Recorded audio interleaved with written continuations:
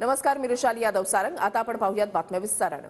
फडणवीसांनी पत्रकार परिषदेमध्ये सांगितलं होतं समसमान वाटप होईल, खोटेपणा यांच्या अंगामध्ये भिनलेला आहे अशा शब्दात राऊतांनी टीका केली आहे। उद्धव ठाकरे कोणत्याही चोर मंडळाबरोबर जाणार नाहीत, महाराष्ट्र द्रोह करणाऱ्यांसोबत आम्ही जाणार नाही, ठाकरे एनडीए सोबत जाणार असल्याच्या चर्चांवर राऊतांनी उत्तर दिलेलं आहे। जय शहांचं क्रिकेटमध्ये मोठं योगदान आहे आणि त्यांनी 100 शतकं केलेली आहेत असा टोला देखील संजय राऊत यांनी लगावलाय। आपल्या मुलांबद्दल बोलावं, इतरांच्या घरावर बोलू नये असं देखील संजय राऊतांनी म्हटलेलं आहे।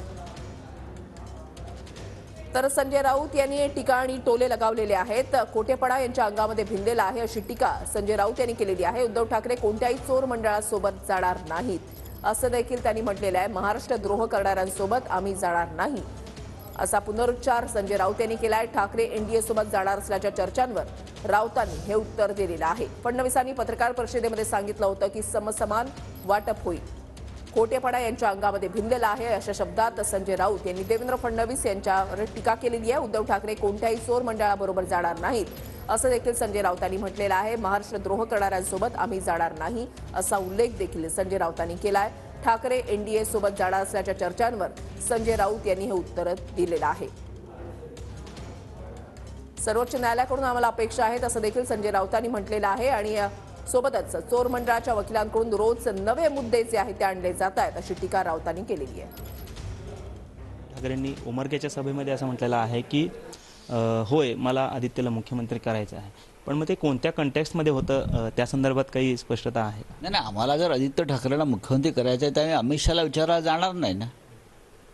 अमित शहानी त्यांच्या मर्जीतला एक मुख्यमंत्री ते नेमला, जो त्यांच्या गोठ्यातला बैलासारखा वागतो आहे, कोणी असेल तो। महाराष्ट्राचा मुख्यमंत्री इतका लाचार आणि गुलाम झालेला आम्ही कधीच पाहिला नव्हता। ठाकरे हे स्वाभिमानी रक्त आहे आणि आम्ही सगळे शिवसैनिक हे त्या स्वाभिमानी बाण्यातून काम करतो। त्या गुजरातच्या व्यापारी मंडळाला वाटत असेल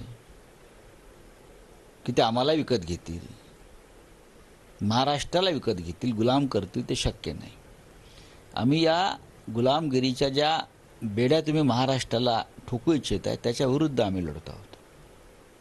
महात्मा गांधींनी सुद्धा कधीही गुजरातवरती विश्वास ठेवला नाही, कारण भारतीय जनता पक्षाची अख्खी झुंडच्या झुंड मातोश्रीच्या तेव्हा पायऱ्या चढताना आम्ही पाहिले।